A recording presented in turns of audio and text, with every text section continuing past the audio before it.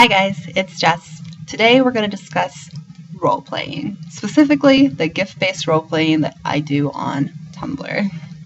Let's get started. The absolute biggest question that I get anytime, always, is how do I do the thing that you do? I really want to try it, but I just don't know how. And my response is always just do it.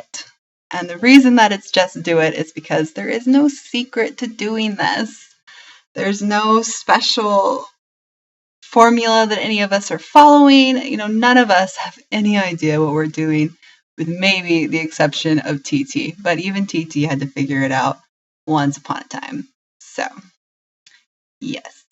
Beyond that, I get a lot of questions about who people should play, which is always really funny because they usually come on Anon and they're like, I want to play this character, but I don't think I look like them. And my response is usually, well, I don't know what you look like, so I'm not very helpful. Also, it doesn't matter.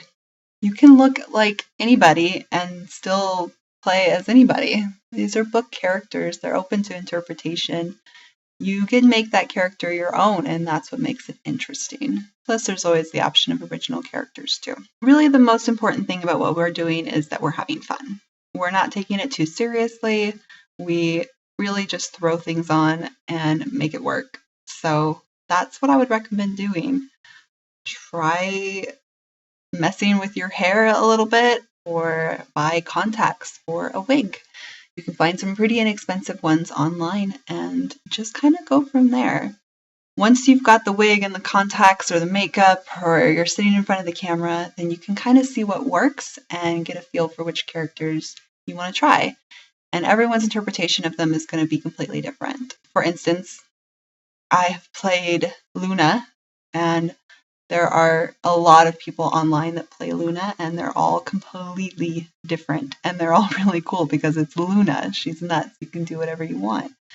Also, there's a lot of different Hermiones online, and I still enjoy playing mine, but I still love all of the other ones that I've seen too.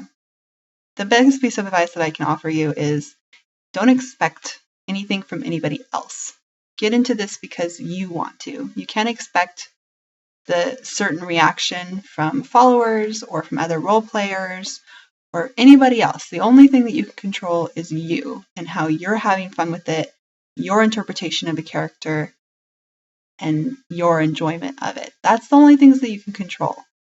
So those are what you should focus on. You can focus and control how you reach out to other people, the ideas that you put out there, the interpretation that you present to Tumblr. You have control of that. You can't control whether I'm going to see it and be interested in role-playing with it. We all would love to respond to as many people as we can, but things come up and get in the way, or sometimes we're just not interested. Like, that happens too, and that's okay. There's been a lot of conversation regarding the different communities that have formed around the role-playing on Tumblr. The idea that things have become segregated in some way. And I don't really think that that's what's happened. I think that people automatically gravitate towards people that they get along with, and that that's okay.